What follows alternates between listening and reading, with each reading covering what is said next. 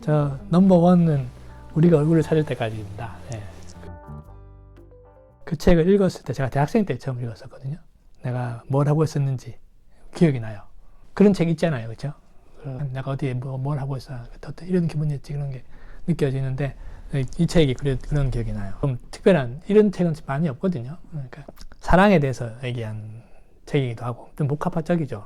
네 가지 사랑의 실천편이라고도 할 수 있는 면이 있고, 사랑의 영광과 실패에 관해 무엇보다 재밌어요. 그래서 이제 흡입력이 아주 강한, 번역도 되게 좋고, 푸시케와 그 큐피드의 이야기를 현대적으로 개작한 그 이야기를 어떻게 변주를 주는가 하는 그 재미도 있고, 1부와 2부가 관점을 확 뒤집어서 나오는 그런 반전의 재미도 있고, 이제 얼굴을 가진다는 것이 자신을 드러낸다는 얘기일 텐데, 그것과 신과의 만남의 문제. 그러니까 여러 복합적으로 들어있고, 루이스의 다른 책에 비해서 조금 덜 직접적이거든요. 목소리가 조금 더 가려져 있기 때문에. 루이스의 깊은 입장들과 생각들이 다 이야기와 인물 속에서 이렇게 구현되는 걸 보면 훨씬 더 생생하게 루이스의 생각들을 들을 수 있는 장이다 생각이 듭니다.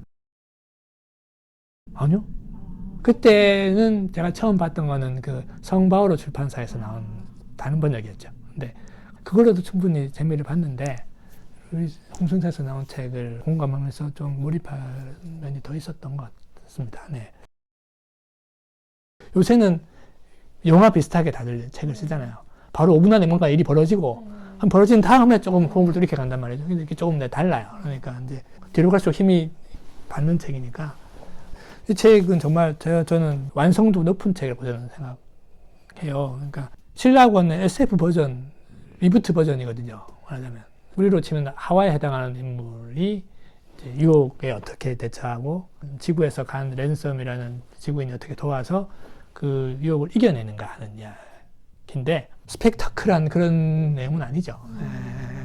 영화화 시키면 연극으로 나와도 딱 좋을 것 같은 그런 핵심은 이 랜섬과 웨스턴의 그 썰을 푸는 그 대결과 나중에 이제 직접적인 대결이 이제 나오다는데 저는 되게 경이로웠고요. 루이스가 좋아하는 신화와 판타지 세계와 현실이 어떻게 그 머릿속에서 이렇게 하나로 우월해지는가를 잘 보여주는, 특별히 그 랜섬이 아직 그거는 읽어보셔야 됩니다. 그게 보면 무슨 생각으로 진짜 중요한 일을 랜섬처럼 허수아비 같은 인간에게 결정적으로 맡긴다는 거야.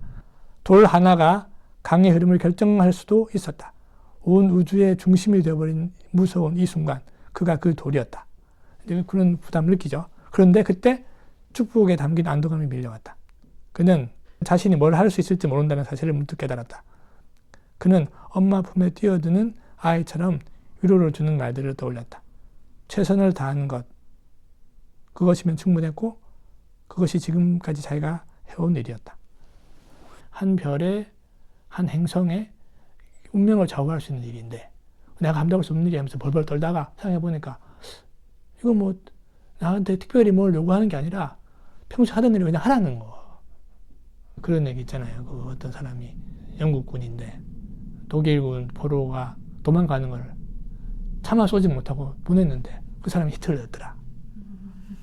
그 사람은 자신이 해야 될 기본적인 임무를 안 함으로 인해서 자기도 모르게 엄청난 결과를 만들어낸 것처럼 좋은 일이고 의미 있는 일도 그냥 평소에 하던 대로 하던 일을 하는 것 뿐이고 그 이상이 요구되는 게 아니라는 그런 거를 핀란드에서 아주 잘 구현해냈고 핀란드의 재미를 좀 많은 분들이 좀 더 알아주셨으면 하는 마음에서 좀 힘을 좀 줘봤습니다. 네.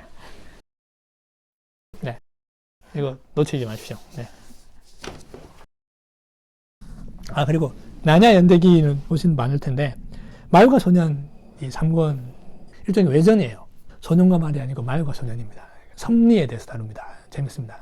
보시고. 그리고 마지막 권인 마지막 전투 좀 문제적 작품이긴 한데 그 종말론에 다룬다고 할 수 있어요. 거기는 말하자면 적그리스도가 나오는 거예요. 적 사자가 나오는 거죠. 당나귀가 사자 탈수고 나오거든요. 아슬한 행세를 해요. 묵시록적 상황이 펼쳐지는 거죠. 그래서 나니아가 완전히 대혼란에 빠지면서 막 최후의 왕이 어떻게 대처하고 그를 도우러 온 나니아의 친구들이 어떻게 하면서 막 믿음의 싸움을 싸워가고 믿음을 버리고 막 나머지 나니아 이야기에 비해서 훨씬 등급이 높은 그전 애가 뭐 전체 관람가였다면 이거는 한 15세나 올라가는 거죠. 분위기 자체가 확 어둡고 나니아 세계관이 있을 거 아니에요. 나니아가 있고 그 주위에 큰 강대국이 칼로르멘이라는 대제국이 있어요. 칼로르멘에는 이제 타슈라는 신을 인신 제사를 요구하는 신으로 나와요. 엉터리 신을 섬기는 악마에 가까운 신을 섬기지만 그 중에서 에메스라는 인물이 나옵니다.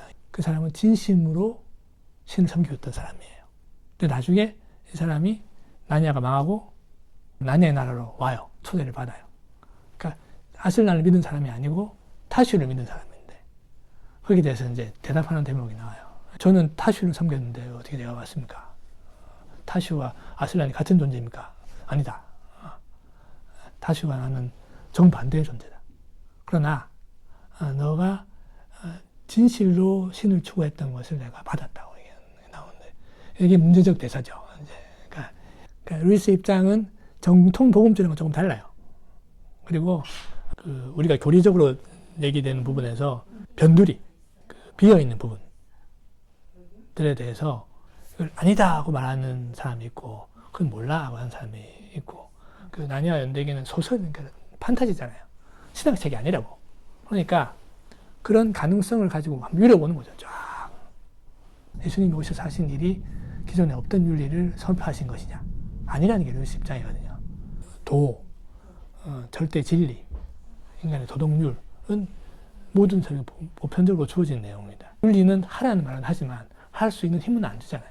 그거를 하게 하신 분, 그리고 그것으로 갈 수 없는 길을 자신의 죽음으로 이루신 분. 그러면 예수님 오기 전에 사람들은 어떻게 되느냐? 만약에 논리적으로 생각할 때, 만약에 그 윤리의 가르침과 법칙에 따라서 완벽하게 사는 사람이 있다면 그 사람은 괜찮은 사람이 되겠죠. 근데 이제 저 같은 사람은 없다고 믿으니까 이제 이거는 사실은 어떤 면에서는 모르는 거 아니냐 말해버리면 모르는 거죠.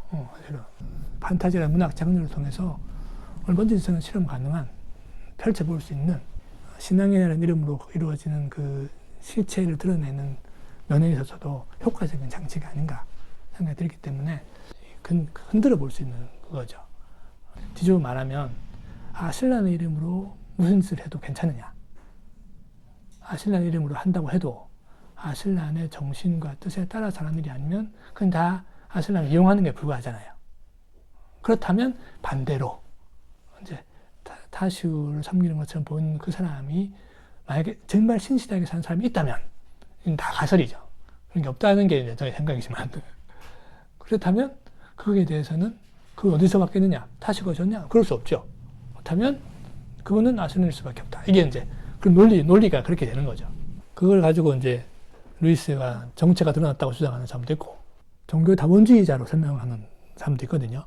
그러니까 전 보시면 조금 하는 부분이 분명히 존재하고 모르는 부분을 가지고 아는 부분을 덮어버리면 안 되니까. 하지만 이제 그 책이 줄 수 있는 유익은 훨씬 크지 않나.